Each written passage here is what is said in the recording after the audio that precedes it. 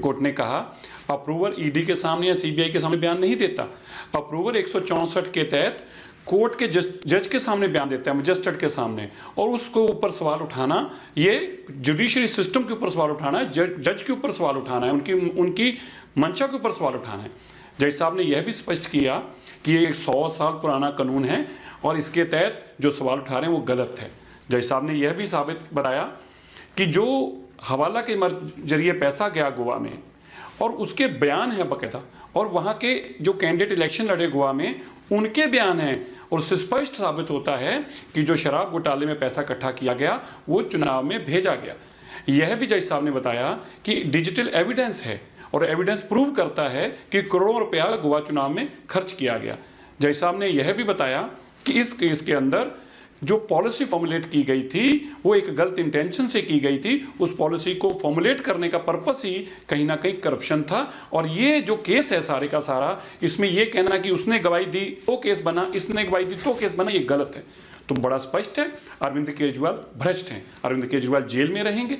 और मैं यह भी कहना चाहता हूँ आज अरविंद केजरीवाल जी से और सुनीता जी से, जो आपने अरविंद केजरीवाल जी की फोटो बाबा साहब अम्बेडकर जी के साथ, शहीद भगत सिंह जी के साथ लगाई थी, वो बहुत बड़ा पाप था। आपने एक भ्रष्ट शराब घोटाले में मुख्यमंत्री जो इन्वॉल्व है उसकी फोटो लगाकर आपने शहीद भगत सिंह जी का और बाबा साहब अम्बेडकर जी का अपमान किया है। आपको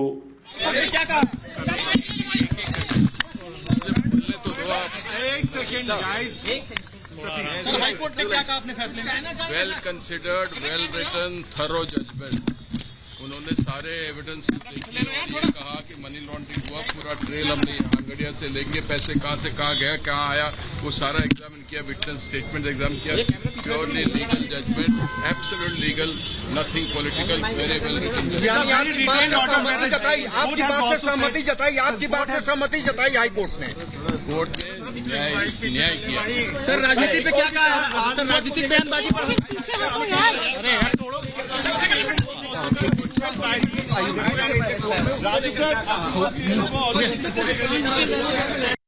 दीजिए नहीं क्या सर राजनीति पे क्या कहा? सर राजनीतिक बयानबाजी पर आपने क्या कहा?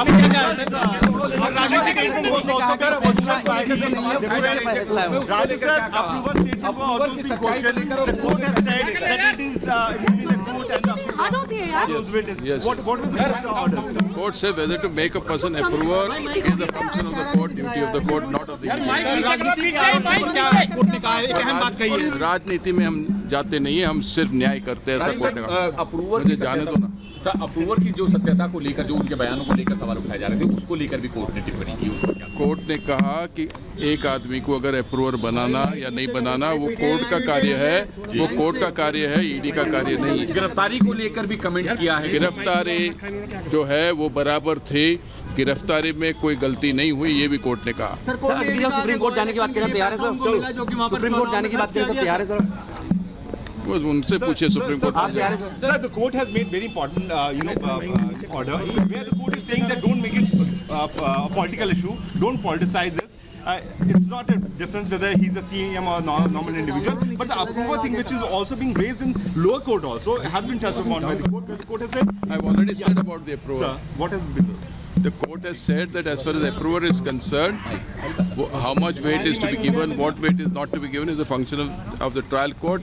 This is not a trial, that is, mini trial is not being conducted.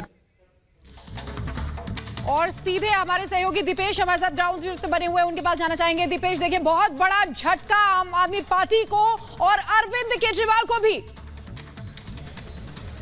Dipesh, देखिए बिल्कुल बड़ा झटका कहीं ना कहीं लगता हुआ नजर आया है। अखिलेश, एक बड़ा सवाल यहाँ पर यह खड़ा होता है कि अप्रूवर को लेकर सवाल खड़े किए गए थे, उन बयानों को लेकर सवाल खड़े किए गए थे, और उसको लेकर साफ तौर पर हाईकोर्ट ने कहा कि अगर आप उस पर सवाल खड़ेंगे तो सीधे जज पर सवाल खड़े होते हैं। बिल्कुल, ये प्रोसेस उन्होंने बताया कि अप्रूवर बनने का प्रोसेस ये है कि एजेंसी ले जाती है और वो खुद अप्रूवर जाता है, कहता है कि हम एक्यूज हैं, हम अप्रूवर बनना चाहते हैं, हमें वादा माफी गवाह बनाया जाए। कोर्ट इसके लिए उसे बंद कमरे में बयान रिकॉर्ड करती है, उसके पहले उससे लिखवाती है, सामने बैठ के सिर्फ जज और वो अप्रूवर होता है कि क्या आप किसी दबाव में हैं। अगर कोई दबाव हो तो आप जज से बताइए, वो गोपनीय रखा जाएगा। ये सारी चीजें जज देखने के बाद अप्रूवर बनाने का फैसला लेता है और जो उसका बयान रिकॉर्ड होता है वो सीलबंद लिफाफे में जज रखता है। तो ये एक चीज एक तरह से कहा जाए कि अप्रूवर उसके बाद जो बयान देता है वो एजेंसी उस आधार पर चार्जशीट फाइल करती है।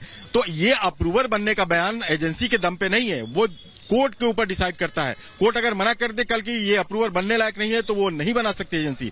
यही इस बात को हाईकोर्ट ने कहा है कि वो 164 का बयान है, वो अपने बयान से अप्रूवर पलट नहीं सकता और वो अदालत के सामने ये बयान देता है, बंद कमरे में बयान देता है। इसलिए इस तरह की उंगली उठाना, अदालत पर उंगली उठाने कारण है कि शरद रेड्डी के बयान को लेकर जो सवाल खड़े किए जा रहे थे उस पर सख्त टिप्पणी कोर्ट ने की है कि राजनीतिक चंदे वाला मसला यहाँ पर नहीं चले। बिल्कुल यही बात की है कोर्ट ने कहा है कि उसके बयान पर भरोसा अगर आप नहीं करते हैं तो आप अदालत की बात पर भरोसा नहीं करते हैं। शरद रेड्डी ने जो बयान दिया है वो अदालत के सामने दिया है, वो कलमबंद बयान है और इनका कहना है कि शरद रेड्डी ने कुछ पैसे इलेक्टोरल बॉन्ड के जरिए दिया है, इसलिए उसके बात पे भरोसा नहीं किया जा सकता। ये ट्रायल का पार्ट है। उसने एक जगह और भी कहा है कि जो आप दलीलें दे रहे हैं ये आप ट्रायल का पार्ट है, आप लोअर कोर्ट में दीजिए, हाई कोर्ट में ये जगह नहीं है। हाई कोर्ट में आप ये बताइए कि किस तरह से आपकी गिरफ्तारी नाजायज है, वो गलत बताने का ये एक लिमिटेड क्वेश्चन था हाई कोर्ट में। उस लिमिटेड क्वेश्चन पे हाई कोर्ट सुनवाई कर रहा था। उसके लिए आप ट्रायल की बातें लाएंगे तो जाहिर सी बात है कोर्ट अपने फैसले में कहेगा कि ये ट्रायल का पार्ट है, इसको निचली अदालत को सुनने दीजिए। और ये बात उसने कही।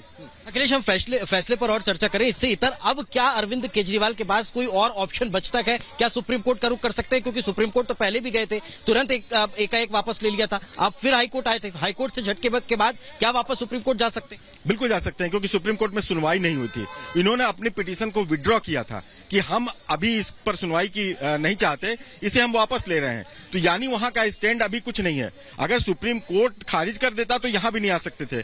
इसलिए अब यहां खारिज हो गई, सुप्रीम कोर्ट जरूर जाएंगे और ये कोशिश करेंगे कि सुप्रीम कोर्ट उनकी कुछ मांगे सुन ले, उनको कुछ रियायत दे दे।